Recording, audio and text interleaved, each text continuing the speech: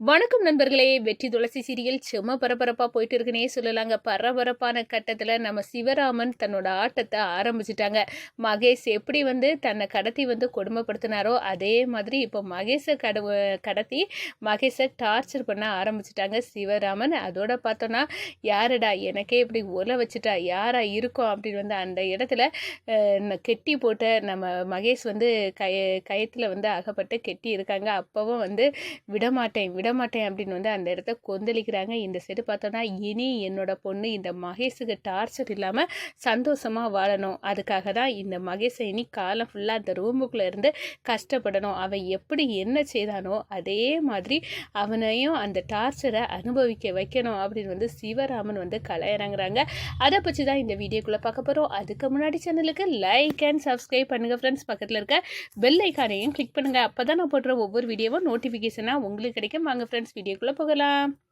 First எடுத்த உடனே செம்ம அதிரடியான பரபரப்பு கட்டம் தான். ஸ்கேனில் தன்னோட பிள்ளைய பார்த்துட்டோம் அப்படின்னு அந்த இடத்துல சந்தோஷமாட்டு நம்ம மகேஷ் அஞ்சலிக்கு டயட்டு எப்படி சாப்பிடணும் ஒவ்வொரு நேரமும் அப்படின்னு அந்த ஃப்ரூட்ஸ் எல்லாம் டாக்டர் இதெல்லாம் சாப்பிட சொல்லியிருக்காங்க. அஞ்சலியை கண்ணும் கருத்துமாக பார்த்துருக்கணும் அப்படின்னு கொண்டு கொடுத்துருக்காங்க. ஆனால் நம்ம அஞ்சலிக்கு செம்ம கோவம் வருது. இவனால தான் இந்த குடும்பம் இப்படி அழிஞ்சதுக்கு காரணம், நம்ம குடும்பத்தை அழிச்சது இந்த மகேஷ் தான். எங்கள் அண்ணனுக்கு வாழ்க்கையை அடித்தான், எங்கள் அப்பாவுக்கு வாழ்க்கையை அடித்தான். நாங்கள் இப்படி கஷ்டப்படுறதுக்கு காரணம் இவனாக இருக்க நேரம் இவன் எதுக்காக இவனை பார்க்கக்கூடாதுன்னு நினைக்கிறேன். ஆனால் மறுபடியும் இவனை பார்த்து நான் கவலைப்பட வேண்டியதாச்சு அப்படின்னு அந்த இடத்துல கலங்கி துடிக்கிறாங்க.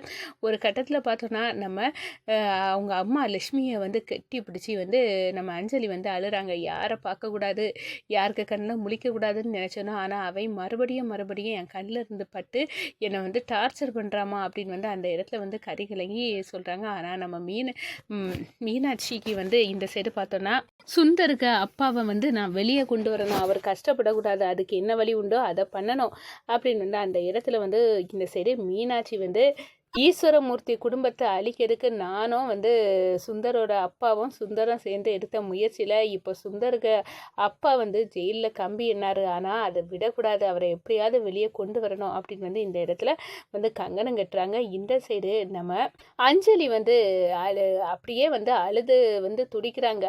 அம்மா இது என்ன கொடுமையாக இருக்குது, இவனை பார்க்க நேரமே எனக்கு பிடிக்கல, எதுக்காக இவன் ஒட்டி வாரா, இவன் நீ புள்ள பிறந்தாலும் என்னோட புள்ள தான் அப்படின்னு இந்த உறவை நீட்டிக்க தான் இருப்பான், இதுலேருந்து எப்படி தப்பா அப்படின்னு அழுது புலம்புற நம்ம சிவராமன் மறைஞ்சு நின்று பார்க்குறாங்க. என் பொண்ணு கஷ்டப்படுறா, இவனால இவனுக்கு வாழ்க்கை இவன் பண்ணக்கூடிய டார்ச்சரை அனுபவிக்க வேண்டியதாக ஆச்சு, என் புள்ள அப்படி கஷ்டப்படக்கூடாது. என் அஞ்சலி இவன் எப்படி நம்மளை கடத்தி நம்மளை ஒரு வழி பண்ணினானோ அதே மாதிரி இப்போ இவனை நம்ம கடத்தணும், நம்ம கடத்தி டார்ச்சர் பண்ணணும், அஞ்சலிக்கு வாழ்க்கைக்குள்ளே இவன் வர முடியாத அளவு நான் ஸ்கெட்சை விரிக்க போகிறேன் அப்படின்னு அந்த இடத்துல சூப்பராக களை இறங்கிட்டாங்க.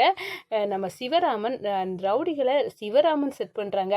இந்த மகேஷ் வருவான், வர நேரம் நீங்கள் எப்படியாவது மடக்கி பிடிச்சி அவனை மயக்க மருந்து போட்டு ரூமில் கொண்டு கெட்டி வச்சு டார்ச்சர் பண்ணுங்க, எவ்வளோ ரூபா ஆனாலும் நான் தரேன் அப்படின்னு ஏற்றுக்கிடாங்க நம்ம சிவராமன். என் பிள்ளையை காப்பாற்ற இந்த மகேஷோட டார்ச்சர்லேருந்து அவள் தப்பணும், இவன் எப்படிப்பட்ட கொலைகாரன்னு எனக்கு நல்லாவே தெரியும், இவனெல்லாம் விடக்கூடாது, இப்போ தான் நான் என் ஆட்டத்தை ஆரம்பிக்க சரியான சந்தர்ப்பம் அப்படின்னு சிவராமன் பொறி வச்சு நம்ம மகேஷை ஆள் வச்சு கடத்திறாங்கன்னு சொல்லலாம். ஒரு கட்டத்தில் பார்த்தோன்னா நம்ம அஞ்சலிக்கு என்னடா இந்த மகேஷை காணலை, எப்போ பார்த்தாலும் நம்மளை டார்ச்சர் பண்ணதுக்கு நம்மளை சுற்றி வருவான், ஒளிஞ்சு அவனுக்கு தொந்தரவு அப்படின்னு நிம்மதியாக இருக்காங்க. அதே நேரத்தில் இனி பாருமா நீ நிம்மதியாக இருக்கலாம், உனக்கு டார்ச்சர் பண்ணவனை நான் இப்போ டார்ச்சர் பண்ண ஆரம்பிச்சிட்டேன் அப்படின்னு சிவராமன் அந்த இடத்துல ஆட்களை விட்டு நம்ம மகேஷை ஒரு இருட்டு அறைக்குள்ள கெட்டி தலையில் ஒரு துணியை போட்டு வச்சு கெட்டி வச்சு வெளுத்து எடுக்கிறாங்க.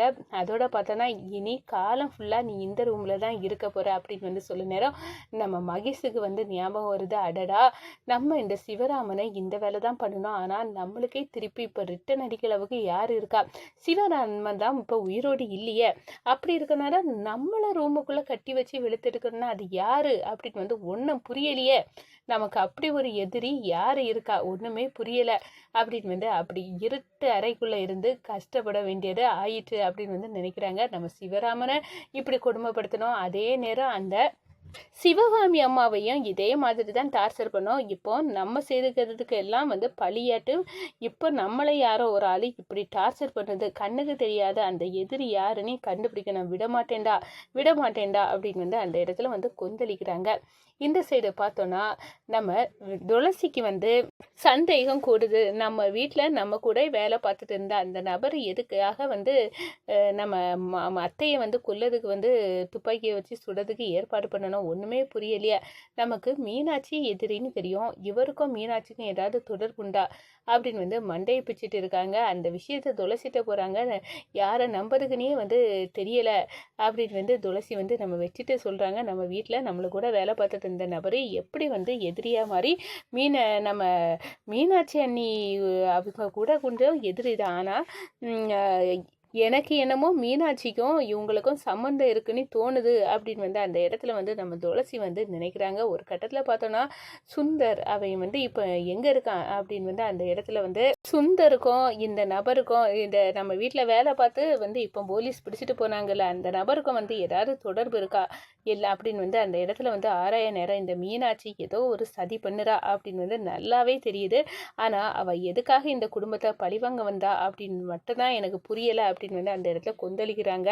அதோட யாரா இருந்தாலும் நம்மளுக்குள்ள எதிரியை சீக்கிரம் அடையாளம் கண்டு அவங்கள தொலிய உரிக்கணும் அப்படின்னு வந்து நம்ம வெற்றி வந்து துளசிக்கிட்ட வந்து சொல்றாங்க. அதுக்கு தான் நானும் புரி வச்சு நம்ம குடும்ப பகை என்ன இருக்கு, எதுக்காக தான் நம்மளை சுற்றி என்னென்னமோ நடக்குது, ஒன்று மீறினா ஒன்று அப்படின்னு நம்ம உயிரையே பறிக்க அளவுக்கு போகிற அளவுக்கு என்ன வந்து பகை இருக்கு அப்படின்னு வந்து தெரியணும் வெற்றி அப்படின்னு வந்து அந்த இடத்துல வந்து பேசிக்கிறாங்க. அதே நேரம் நம்ம மகேஷோட தொந்தரவு இப்போ இல்லை, அவ எங்கே போனா அங்கிள் உங்களுக்கு ஏதாவது தெரியுமா அப்படின்னு வந்து நம்ம சிவராமன்ட்ட கேட்குறாங்க. ஏமா கணவர் மேலே பாசமா அப்படின்னு வந்து நம்ம சிவராமன் கேட்கேன். சீச்சி அந்த தொந்தரவு இப்போ நான் இல்லை, இப்போ நிம்மதியாக இருக்கேன் அப்படின்னு வந்து அந்த இடத்துல சொல்ல நேரம் அவன் வந்து அப்படியே வந்து இறந்தா கூட எனக்கு பிரச்சனை இல்லை அப்படின்னு சொல்ல நேரம் நீ வந்து சரியாக தான் சொல்கிற, அவன் வந்து மனுஷ ஜென்மமே கிடையாது, அந்த சைக்கோவை நான் இப்போ டார்ச்சர் பண்ண டார்ச்சரில் அவன் அந்த இருட்டு ரூமுக்குள்ளே என்ன சிவகாமி அம்மாவை எப்படி வந்து அடைச்சி வச்சு டார்ச்சர் பண்ணுறானோ அந்த டார்ச்சரை இப்போ நான் அவனுக்கு கொடுக்க ஆரம்பிச்சிட்டேன், நீ நிம்மதியாக இருக்கலாம் அஞ்சலி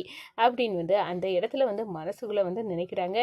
அதே நேரத்தில் பார்த்தோன்னா சத்யாவோ நம்ம அஞ்சலியும் சிவராமனை சேர்ந்து அந்த கம்பெனியை வந்து அமோகமாக வந்து கொண்டு போகிறாங்க. உள்ள ஒரு டார்கெட் எல்லாம் உடனே முடிச்சு வந்து கொடுத்துறாங்க.